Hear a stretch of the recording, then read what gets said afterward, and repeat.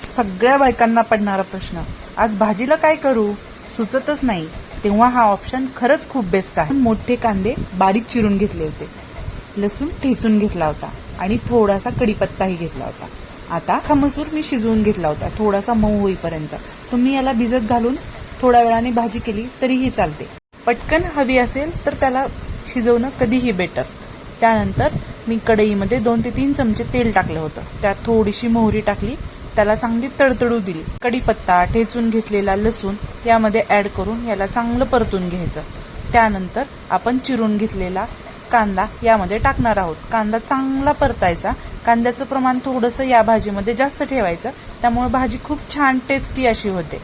कांदा थोडासा लालसर होईपर्यंत भाजून घ्यायचा. जेवढा चांगला कांदा तळेल तेवढी छान भाजी होते.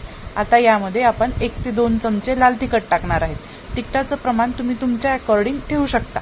जास्त कमी तिखट टाकलं तरी काहीच हरकत नाही. त्यानंतर मी काळा मसाला टाकून घेणार आहे व 1 चमचा हळद टाकली आहे. या सगळ्यांना चांगलं परतून घ्यायचं. चांगलं एकजीव झालं की त्यामध्ये आपण उकडून घेतलेला मसूर ऍड करणार आहोत. आता यामध्ये मी 2 ते 3 वाटी पाणी ऍड केलं आहे. तुम्ही तुमच्या अकॉर्डिंग जास्त कमी पाणी ऍड करू शकता. त्यानंतर भाजी थोडीशी उकळायला लागते व थोडंसं मीठ चवीप्रमाणे ऍड करून घ्यायचं. भाजी खूप भन्नाट आणि खूप जबरदस्त लागते. घरात भाजीला काही नसेल तर हा ऑप्शन खूप बेस्ट आहे आणि खूप चवीला भारी असणारी ही भाजी नक्की ट्राय करा आणि माझ्या चॅनलला सबस्क्राईब करा, लाईक करा, शेअर करा. Okay, bye.